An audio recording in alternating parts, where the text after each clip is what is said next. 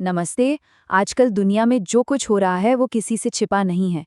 चारों तरफ एक अशांति का माहौल है। पुरानी दोस्तियां बदल रही हैं और नए समीकरण बन रहे हैं। और देखिए, इसी बदलते माहौल में दो पुराने दोस्त, भारत और रूस, अपने दशकों पुराने रिश्ते को एक नई शक्ल, एक नई दिशा दे रहे हैं। तो सवाल यही उठता है ना कि आखिर इस बढ़ती हुई उथल-पुथल के बीच ये दोनों बड़ी ताकतें अपने रिश्ते को और मजबूत क्यों कर रही हैं? चलिए, इसी सवाल का जवाब ढूंढते हैं और इसके पीछे की वजहों को समझने की कोशिश करते हैं। तो सबसे पहले बात करते हैं उस हालिया मुलाकात की, उस अहम बैठक की जिसने इन दोनों देशों के रिश्ते में एक नई जान फूंकी है। ये मीटिंग पता है एक ऐसे माहौल में हुई जब पूरी दुनिया में, खास तौर पर पश्चिम एशिया में टेंशन एकदम पीक पर था। और सच तो ये है कि यही जो ग्लोबल उथल-पुथल है ना, यही इन दोनों देशों को एक दूसरे के और भी करीब लाने की एक बहुत बड़ी वजह बन रही है। तो इसी सिलसिले में क्या हुआ, रूस के deputy prime minister Denis Manturov Bharat आए और उन्होंने प्रधानमंत्री नरेंद्र मोदी से मुलाकात की। अब देखिए, ये कोई सिर्फ एक रूटीन फॉर्मल मीटिंग नहीं थी। नहीं, इसके बहुत गहरे स्ट्रेटेजिक मतलब थे। इस मीटिंग के बाद प्रधानमंत्री मोदी का जो बयान आया वो काफी खास था। उन्होंने कहा कि ये एक पॉजिटिव मुलाकात थी और उन्होंने इस बात पर भी जोर दिया कि इसमें जो पिछली समिट हुई थी उसके फैसलों पर कितना काम हुआ है, उसे रिव्यू किया गया। अब इससे क्या पता चलता है? इससे साफ पता चलता है कि दोनों देश अपने रिश्तों को लेकर कितनी सीरियस हैं और सिर्फ बातें नहीं कर रहे बल्कि लगातार एक्शन भी ले रहे हैं।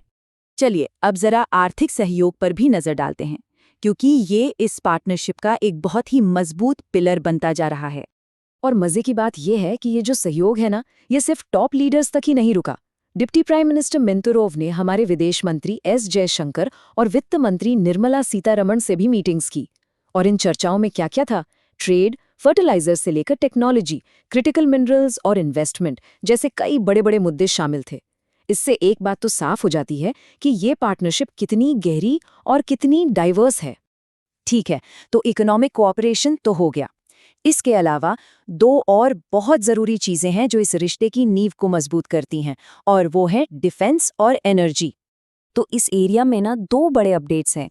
पहला, भारत रूस से S-400 एयर डिफेंस सिस्टम का एक और बैच खरीद रहा है। वही S-400 जिसकी काबिलियत पहले ही सब देख चुके हैं। और दूसरा अपडेट ये है कि जिस तरह से एनर्जी क्राइसिस बढ़ रहा है, उसे देखते हुए भारत अब रूस से सीधे LNG यानी लिक्विफाइड नेचुरल गैस खरीदने पर भी बात कर रहा है। मतलब ये दोनों ही फैसले देश की सिक्योरिटी और एनर्जी की ज़रूरतों के लिए बहुत बहुत ज़्यादा इंपॉर्टेंट है। तो ये तो हुई आज की बात। अब ज़रा भविष्य की तरफ देखते हैं, क्योंकि इन दोनों देशों ने मिलकर एक, कह सकते हैं, बहुत ही बड़ा एक एम्बिशियस टारगेट सेट किया है। देखिए, ये जो पूरा कॉर्पोरेशन है, ये सिर्फ आज के फायदों के लिए नहीं है। नहीं, दोनों देशों ने मिलकर एक पूरा 5 साल का रोड मैप तैयार किया है। एक ऐसा प्लान जो इस पार्टनरशिप को आने वाले वक्त में एक नई और मजबूत डायरेक्शन देगा। और वो लक्ष्य क्या है? लक्ष्य है 2030 तक दोनों देशों के बीच के व्यापार को $100 बिलियन के पार पहुंचाना।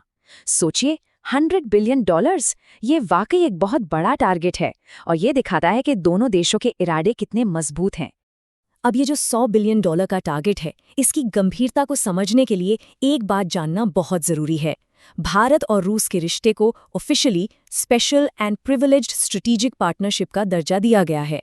अब ये सिर्फ एक भारी भरकम सा नाम नहीं है। नहीं, इसका मतलब है दशकों का गहरा भरोसा, आपसी विश्वास और हर फील्ड में एक मजबूत सहयोग। ये उस भरोसे का प्रतीक है। तो ये सब देखकर आखिर में एक बहुत बड़ा सवाल खड़ा होता है। जिस तरह से दुनिया भर में समीकरण बदल रहे हैं, पावर डायनामिक्स शिफ्ट हो रही हैं, ऐसे में भारत और रूस के बीच ये जो दोस्ती और गहरी हो रही है, ये भविष्य के लिए क्या इशारा करती है? ये एक ऐसा सवाल है जिसका जवाब शायद आने वाले सालों में ग्लोबल पॉलिटिक्स की पूरी दिशा तय करेगा।